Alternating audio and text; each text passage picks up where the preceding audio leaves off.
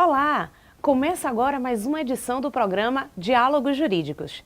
Nesta edição, vamos dialogar o direito com a saúde mental, tendo como cenário as redes sociais na internet.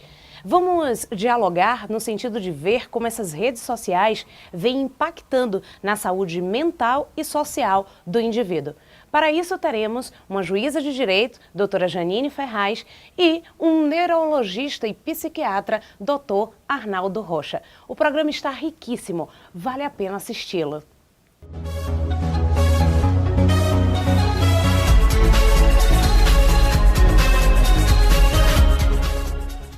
E a proposta do programa Diálogos Jurídicos é de dialogar o direito com várias áreas do conhecimento. É o direito dialogando com a psicologia, a filosofia, a medicina, né, a antropologia, a história e, sobretudo, o direito dialogando com a arte. O tema, né, do nosso Diálogos Jurídicos é direito e redes sociais, relações e impactos na saúde mental e social do indivíduo. Então, hoje nós vamos construir, né, esse diálogo entre o direito e a saúde mental. A pós-modernidade, ela nos traz um grande paradoxo, porque ao mesmo tempo em que estamos conectados e nos sentimos conectados, também cresce dentro de nós uma sensação de ilhamento, ou seja, de solidão, de vazio. Marx afirmava que o advento da tecnologia iria nos trazer tempo, iria nos poupar de atividades corriqueiras e isso iria, né, nos trazer aí mais liberdade de tempo. Só que hoje o que mais se queixa é da falta de tempo. Então, o mundo criado pelas redes sociais na internet é sincronizado, mas também paralelo e alheio ao mundo real. Nossas relações sociais estão sendo construídas, novos valores estão sendo construídos, e onde há fatos e relações sociais permeados de valores, o direito se faz necessário. A lei, ela aí ingressa como um terreno, nesse terreno. Por quê? Porque as relações, elas precisam ser, de alguma forma, reguladas. E são nessas novas relações sociais, tecidas aí no cenário da internet, que tem trazido impactos para a vida e, sobretudo, para a saúde mental e social do indivíduo. São novas e outras não tão novas assim, patologias sociais. O ser se debate entre o real e o virtual, perdendo às vezes até noções mínimas de limites entre essas duas esferas. E para dialogar sobre esse tema tão rico, tão complexo e tão interessante, nós temos aqui no estúdio da Mega Rádio, doutora Janine, que é juíza de direito, ela é juíza titulada comarca de Piauí, e possui especialização em gestão e desenvolvimento de seres humanos pelo Centro de Pós-Graduação e Pesquisa Visconde de Cairu. E Janine, além de tudo isso, é uma amiga muito querida, uma pessoa que eu tenho uma admiração profunda. Foi a primeira pessoa com quem eu estagiei em Vitória da Conquista, então ela faz parte da minha vida profissional. Seja muito bem-vinda. Boa noite. Boa noite, Évila. Boa noite, Arnaldo, Amanda, Mariana, meu amigo Moisés. Assim, para mim é uma imensa alegria poder compartilhar esse momento com todos vocês, em especial contigo, Évila, que é um dos meus orgulhos. Né? Assim, a gente trocou experiências, você iniciou a minha primeira experiência de apostar em estagiários e foi tão bem sucedida que daí sucederam vários a partir disso. E hoje eu fico muito feliz de poder compartilhar a vida contigo, a vida real e não só a vida virtual. Ai, que então, bom. agradeço o convite, vamos dialogar. Ai, que ótimo. E também temos aqui o doutor Arnaldo Rocha Silva. Gente, peraí, que para o currículo dele a gente para tudo. Doutor Arnaldo, ele é graduado em Medicina pela UFBA, ele é doutor em Medicina e Saúde Humana pela Fundação Baiana para Desenvolvimento das Ciências, Escola Baiana de Medicina. Ele é mestre em Educação pela Universidade Federal da Bahia. Ele possui especializações em psiquiatria, psiquiatria forense, medicina legal, medicina do trabalho, pós-graduações em neurologia. eletroneuromiografia e medicina intensiva, é atualmente professor da UESB e da Faculdade Maurício de Nassau, é bacharel em Direito, é jornalista, é empreendedor, é empresário, enfim, é essa figura que nós temos aqui, fora que é um ser iluminado, que você chega em Arnaldo, você já se sente bem, de tanta energia boa que emana. Doutor Arnaldo, seja muito bem-vindo, para mim é uma honra ter você aqui no meu programa. É um prazer enorme estar aqui junto de vocês. Eu queria agradecer as palavras elogiosas dessa grande professora, dessa grande advogada e dessa figura humana muito bonita chamada Évila Carreira. Oi. Na realidade, é uma honra para a gente estar aqui junto de vocês. Ai, que bom. E vamos começar então esse nosso diálogo. E a primeira pergunta vai para você, Arnaldo. De acordo, com pesquisas recentes, os brasileiros, eles são campeões mundiais em tempo gasto nas redes sociais. Redes sociais aí, entenda, redes sociais na internet, Porque toda rede é uma rede social. Então, ficamos 350 horas por mês conectados. Mas isso não me parece um bom sinal. Porque, segundo um estudo canadense, o uso frequente de redes sociais está associado a problemas de saúde mental em adolescentes. Eles descobriram que estudantes que passam mais de 2 horas por dia em redes sociais tinham índices mais altos de ansiedade, depressão, pensamentos suicidas e outros problemas de saúde mental.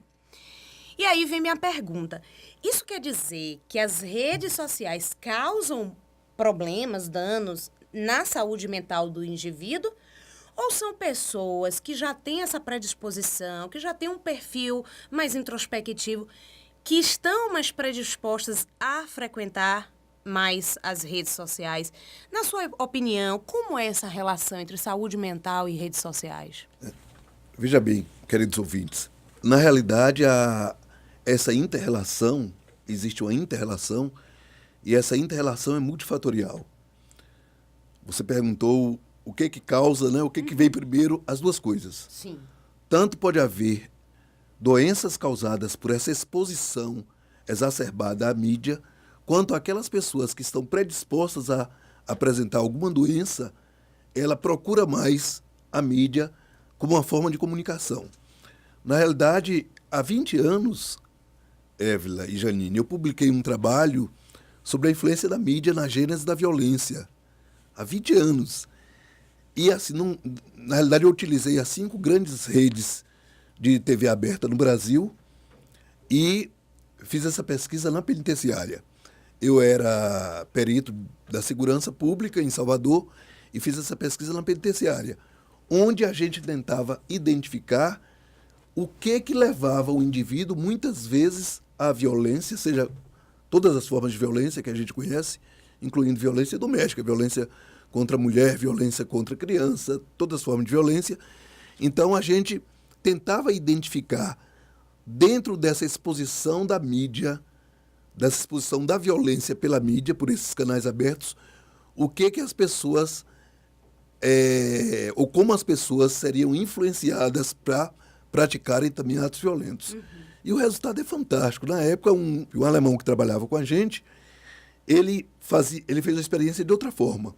Ele expunha crianças a filmes de violência e depois analisava a reação das crianças.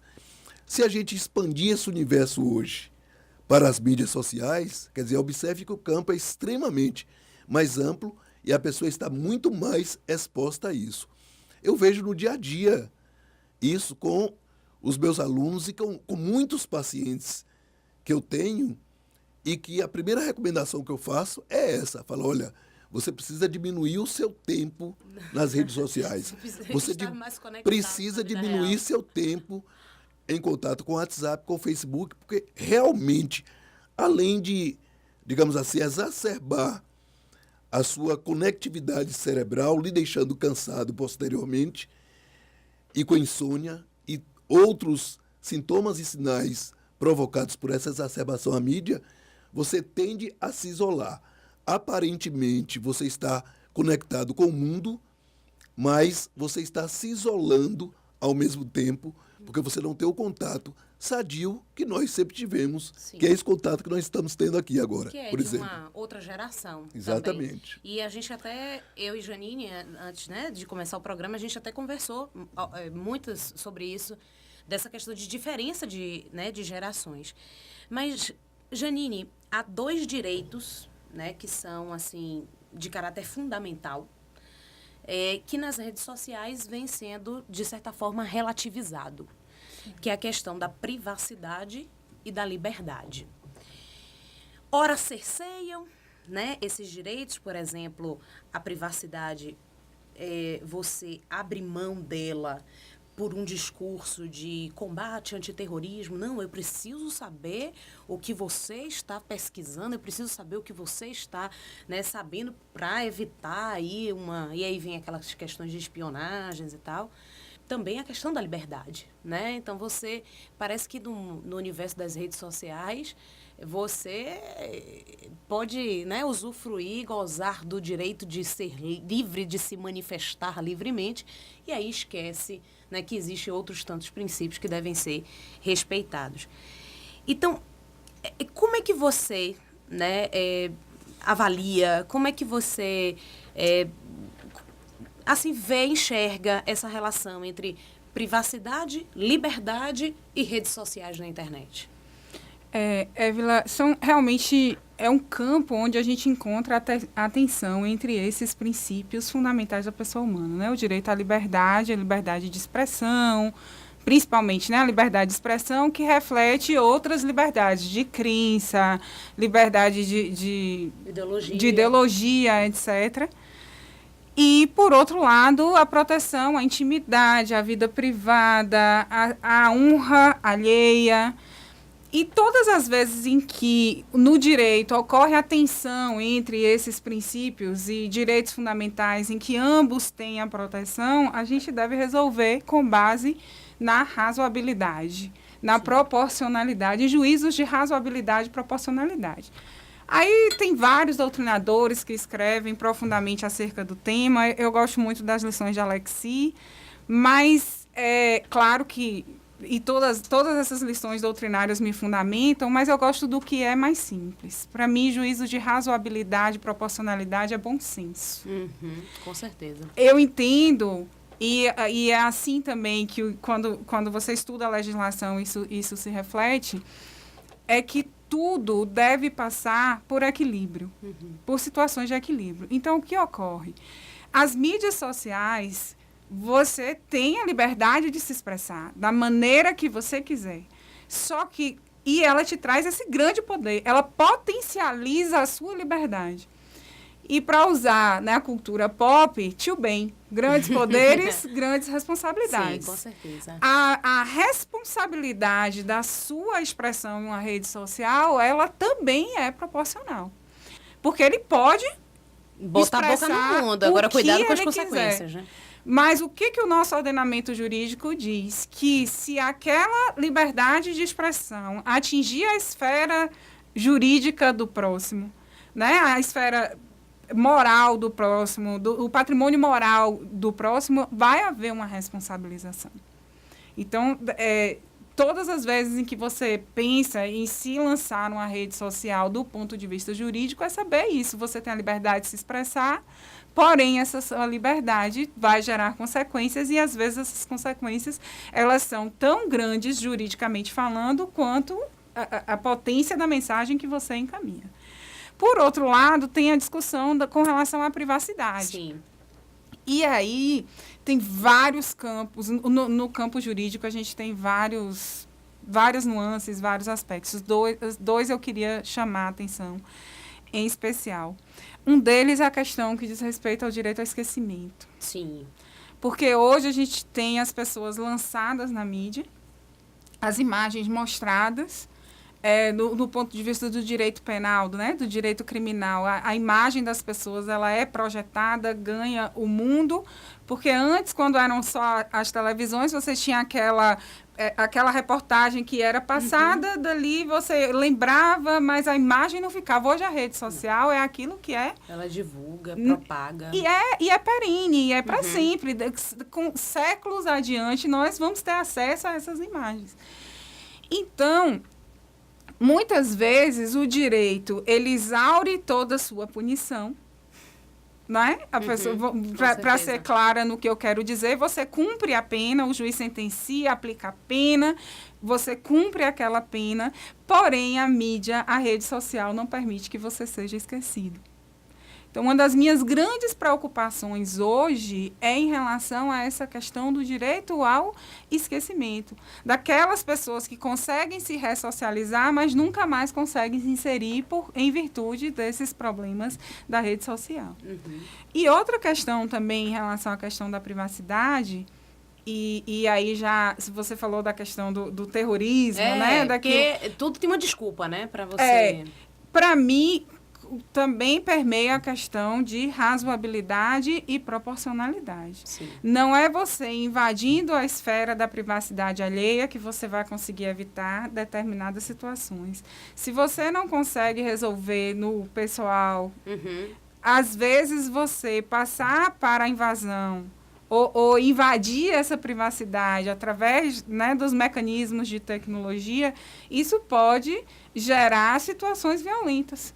Inclusive, tem uma pesquisa do Instituto Avon bem interessante que ela fala exatamente dessa questão não violência, mas das relações de controle exercidas por meio das mídias sociais. Que casa aí com o que Arnaldo falou. E quando Janine colocou tão bem a questão do direito ao esquecimento e da memória, né, desse número de engramas que a gente tem numa unidade de tempo, isso causa extremo mal do ponto de vista de saúde mental mesmo, né? Porque fica aquela coisa remoendo em você, repetindo, tá? E aí esse direito ao esquecimento, inclusive do ponto de vista psicopatológico, ele cinde a sua memória, porque você fica com o tempo todo numa luta para esquecer, mas não se deixa esquecer. Aí eu lembro de Drummond, nada pode o sem sentido apelo do não. Quanto mais você tenta esquecer, aí que você lembra. Aí é que você se lembra, né? Então exatamente. não existe. Então, né? do ponto de vista de saúde mental, Janine, isso que você colocou é importantíssimo, não somente do ponto de vista de direito, por quanto nós acabamos não esquecendo mesmo. E as pessoas... Desculpa. E o ser humano, hoje que nós estamos vivendo essa situação tão grave em relação... Eu digo o seguinte, as redes sociais revelaram o lado pérfido do ser humano. As redes sociais revelaram o lado sociopata do ser humano. Então, hoje você consegue diagnosticar muito mais sociopatas, muito mais psicopatas, porque as redes sociais estão aí mostrando claramente quem são. E por conta disso, você acaba sofrendo muito e fazendo a sociedade como um todo sofrer. E as sociopatias sempre existiram, mas é que elas se tornam evidenciadas, Exatamente. né? Assim, e olha que eu levantei aquelas situações em que a pessoa efetivamente foi culpada. Ainda tem. Que efetivamente praticou e foi exposta, e está sendo exposta e super exposta, e não tem o direito ao esquecimento por algo que realmente praticou. Imagina Pense aí, por exemplo, os casos mais patentes, né? Que se rompe com a presunção de inocência e tudo mais. E muito mais preocupantes são aquelas situações em que a culpa ainda sequer foi formada e a pessoa já está exposta na rede social. O meu convite, né, você narrou para mim antes, que meu convite veio através de Rafael, Sim, né? Que eu já ia até falar um beijo, viu, Rafa, se você estiver escutando aí a gente. Já nosso ia falar de você, eu não esqueci. Nosso querido aluno, hoje nosso colega de Sim. trabalho, esse tema surgiu, eu discuti muito com o Rafael, porque foi tema o tema do TCC, que eu fiz parte da banca, dele. que foi quando eu conheci. E a minha proposta hoje para Rafael é que ele intensifique essa pesquisa, não só para ele, mas para quem gostar do tema, intensifique essa pesquisa, pesquisa para que nós possamos detectar no meio jurídico quais mecanismos nós poderíamos utilizar para minimizar essas consequências em relação ao direito ao esquecimento. E aí a gente pode pensar nas questões de mudança de nome, Sim. em razão dessa questão do direito ao esquecimento. A gente pode pensar não só na questão indenizatória, porque se pensa apenas em uma questão da até indenização. parece que o dinheiro vai resolver. E não resolve. Né? Não se Aí resolve. quando a gente vê que isso pode afetar a saúde mental do indivíduo, dinheiro do mundo não paga esse bem-estar, né? Exatamente. Então, assim, é uma preocupação que o direito ele deve se aprofundar. Pois bem, então assim, doutor Arnaldo, assim, não tem como não falar, né, de um evento que está acontecendo hoje nas redes sociais, intitulado de Baleia Azul, e que tem aí vitimado adolescentes, né, numa série de provas e jogo, como se fosse um jogo. E obviamente que quando você conduz aí ao suicídio, né, à autolesão, isso com certeza é algo, quer dizer, eu falo com certeza, né, eu estou deduzindo que tem alguma conexão aí com, né, o mental, o social e o espiritual do indivíduo, né, do adolescente, enfim. Fala pra gente sobre o ponto de vista da neurologia, sobre o ponto de vista da psiquiatria, enfim. Como é que funciona isso? Veja bem, nós temos, dentro de um contexto psicopatológico, 11 instâncias fenomenológicas que são afetadas por qualquer jogo, tá? A observação, a fala, a afetividade, o humor, o pensamento, a atividade, a vontade, a memória, a inteligência e a atenção. E é interessante que tanto George Orwell quanto Humberto Eco já previam isso. Já previam que nós chegaríamos a uma situação da civilização onde a comunicação se tornaria tão fluida e, ao mesmo tempo, tão persistente que o indivíduo seria capaz de ser convencido, de ser persuadido a fazer qualquer coisa. É claro que, no caso específico da baleia azul, existe uma predisposição para isso. E assim, ao mesmo tempo em que a mídia nos mostra que a gente pode aparecer para tudo, e as pessoas aparecem para tudo, o grande sofrimento dessas pessoas é não aparecer para quem ela gostaria de aparecer. É não aparecer para o pai, é não aparecer para a mãe, é não aparecer para os seus vínculos afetivos. Quando você vai observar a vida dessas pessoas que já se suicidaram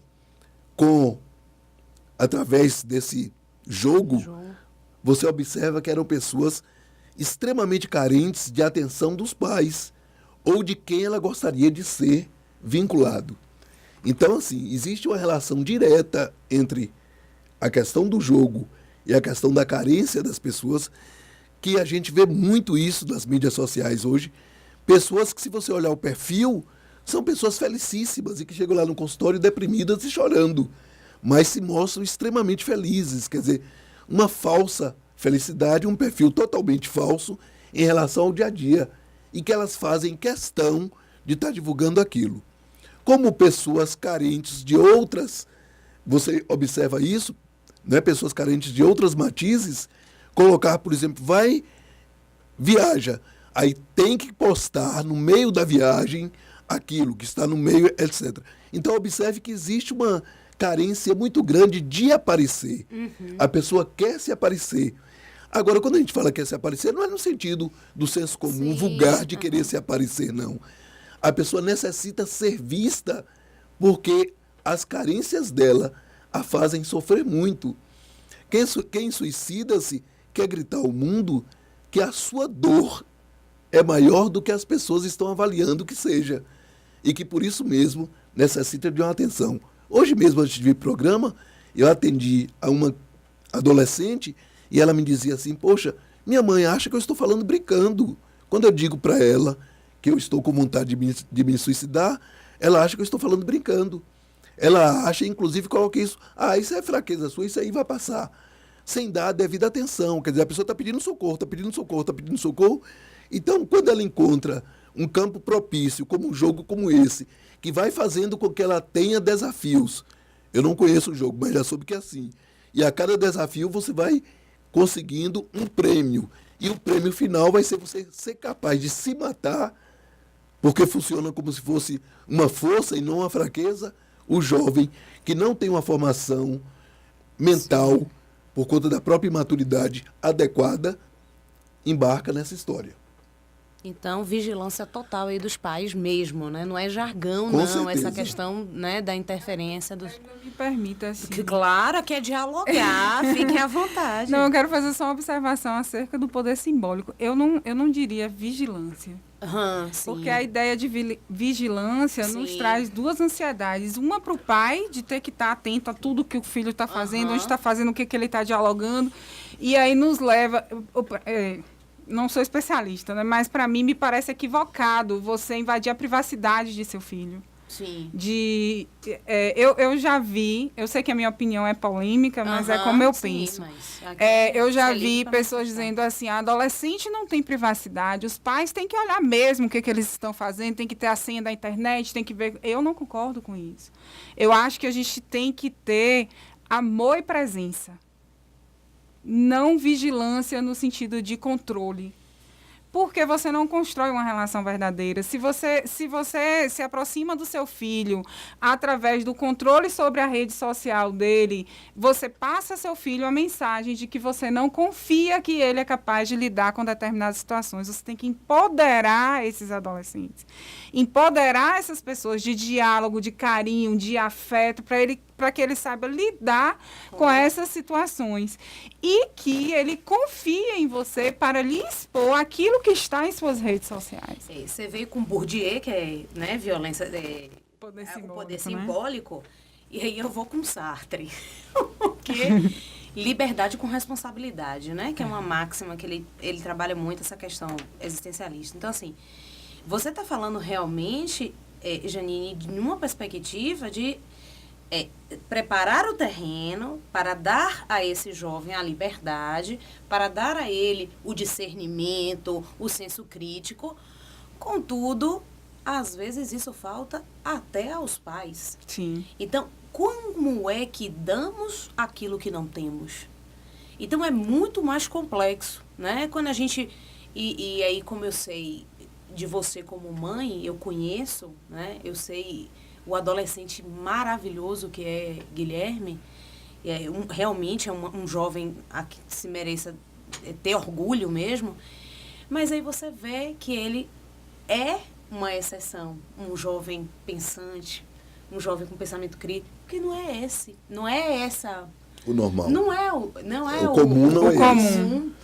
Então, assim, você realmente é super pertinente, não seria um caso de vigilância, mas seria um caso mesmo de construção de relações. Então a gente precisa tratar a família. Mas né? Mas para aqueles que ainda não desenvolveram esse senso crítico e tal, eu acho que só resta mesmo muito difícil. o Agora, monitoramento. Porque a minha dúvida, Arnaldo, por exemplo, você falou dessa menina que fala assim, a minha mãe não leva a sério quando eu digo que eu quero me matar. Se essa mãe passar a invadir o perfil do Facebook dessa menina, controlar os diálogos íntimos que ela tem com amigos, até a obter informações que não são da filha dela, são da intimidade de outros colegas. Será que isso não vai afastar ainda mais essa mãe dessa filha? Vai, sim, essa é a minha grande preocupação. Vai, com certeza, não adianta.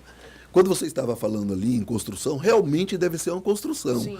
Não adianta você chegar também com o seu filho já adolescente e querer mudar a vida do adolescente. Não existe isso. Eu tenho um filho de 5 anos e um filho de 7. Desde um ano que nós pais já temos que observar as tendências dos nossos filhos e tentar corrigi-las. Sim. Então tem que ser uma coisa construída no dia a dia. É o que a nossa avó dizia, né? Que é de menino. Exatamente, de menino que se torce o pepino. Isso aí. Entendeu? Então, assim, tem que ser logo. E você observou uma tendência.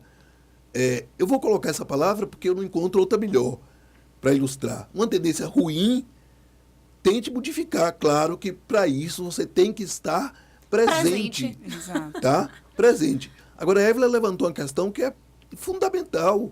Se essas pessoas não têm esse conhecimento que nós temos, nós estamos falando aqui para quase que uma elite intelectual, embora isso não seja somente da elite intelectual, porque minha mãe era analfabeta. Sim. Não é?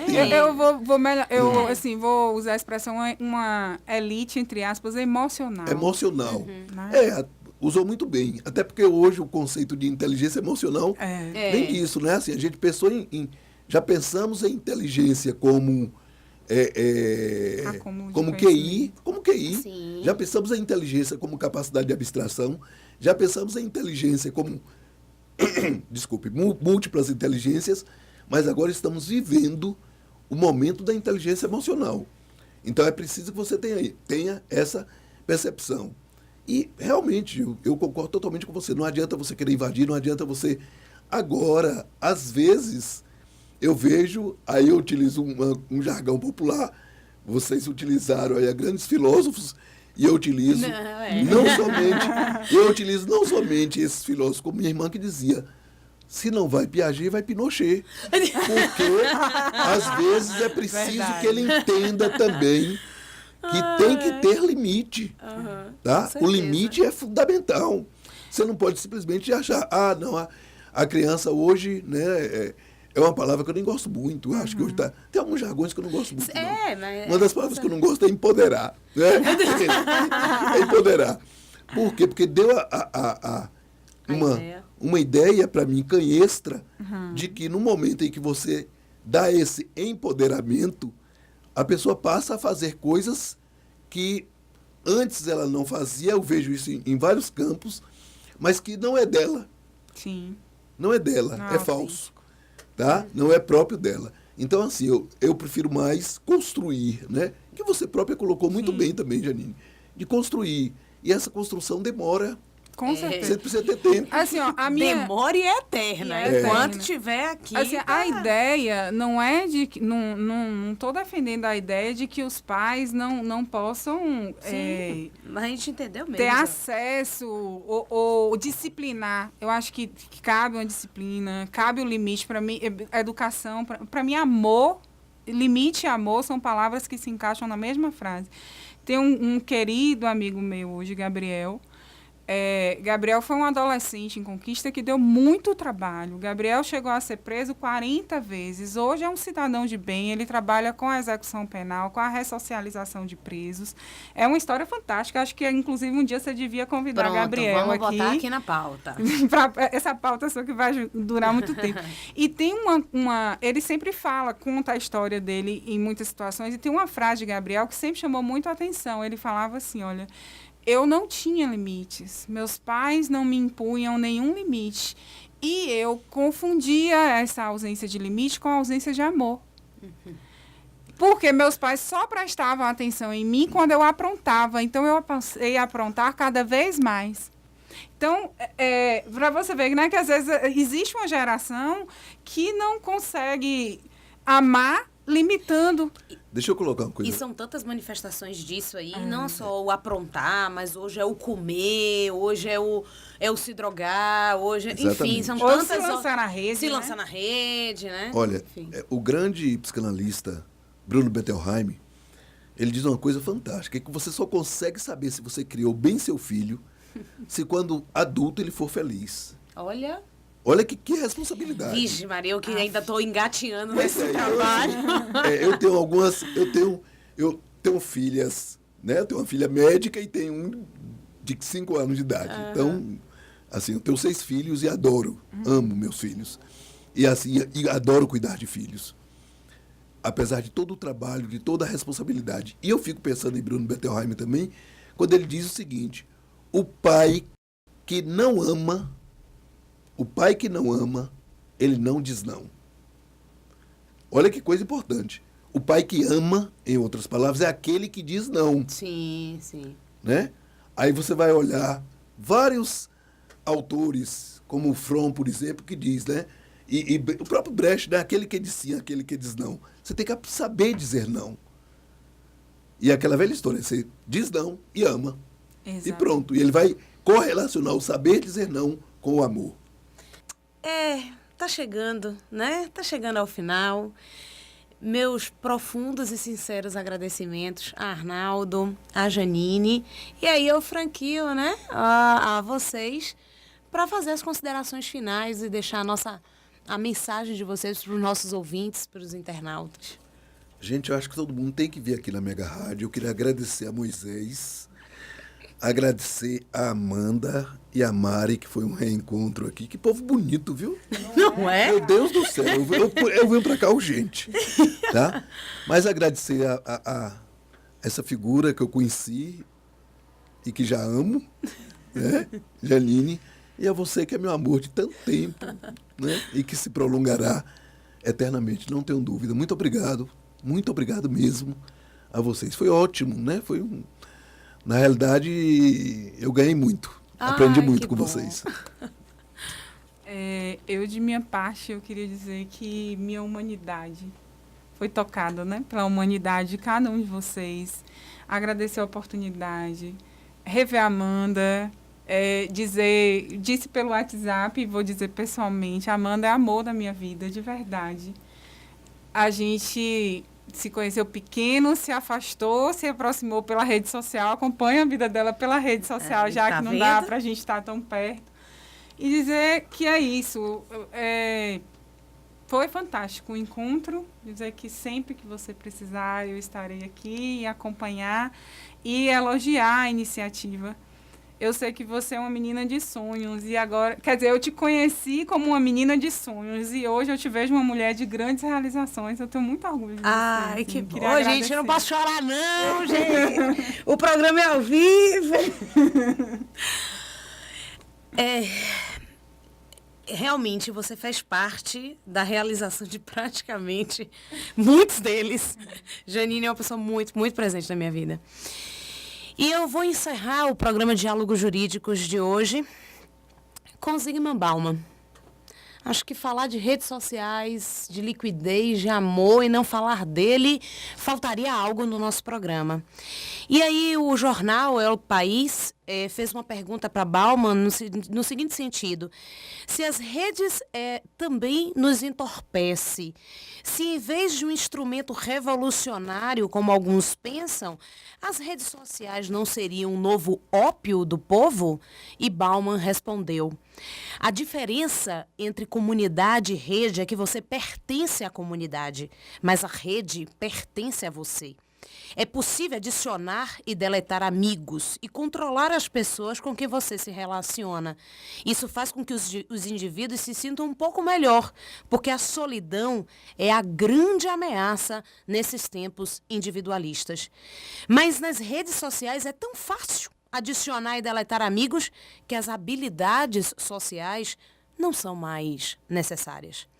Elas são desenvolvidas na rua, ou no trabalho, ou encontrar gente com quem se precisa ter interação razoável.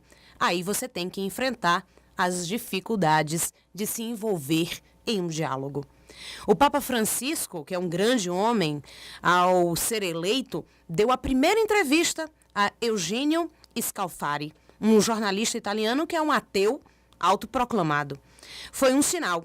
O diálogo real não é falar com gente que pensa igual a você. As redes sociais não ensinam a dialogar.